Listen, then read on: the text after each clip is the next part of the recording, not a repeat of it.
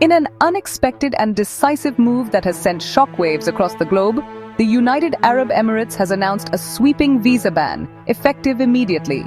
This decision, declared in the final quarter of 2025, is set to be fully implemented by the start of 2026, fundamentally altering the landscape of travel work life for citizens of 9 specific nations.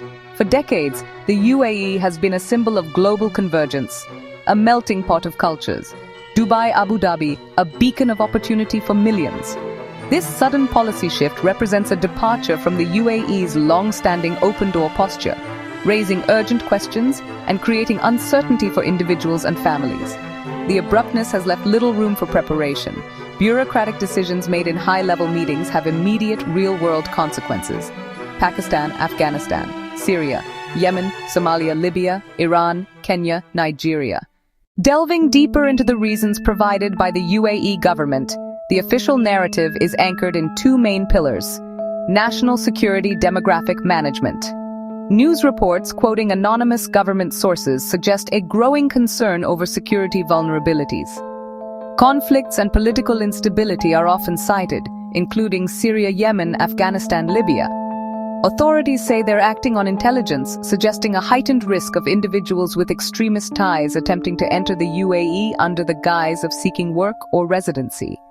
This preemptive security measure, they argue, is essential to protect citizens' residence, the UAE's status as a safe global hub for business and tourism.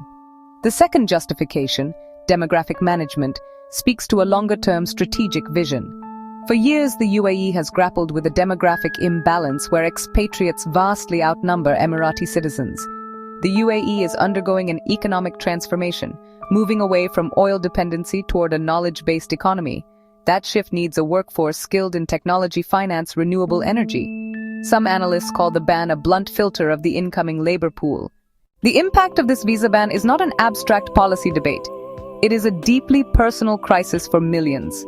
First and foremost are the workers, from construction, retail, domestic help. For a family in rural Pakistan, a job in Dubai is a lifeline. For a young professional in Lagos, a job in Dubai is a lifeline. It funds a child's education, it pays for a parent's medical care, it builds a house. The ban slams this door shut, extinguishing hope for prospective applicants. It traps current residents in anxiety, unsure if families can join them or if they can return.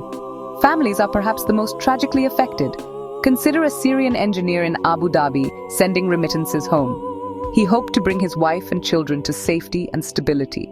Now that dream is indefinitely postponed. The ban creates fractured families, separating spouses, parents, children across borders with no timeline for reunification. For individuals from the 9 affected countries, the path forward is fraught with challenges, but understanding the nuances of the policy is the first critical step. As of now, the ban primarily targets new visa issuances.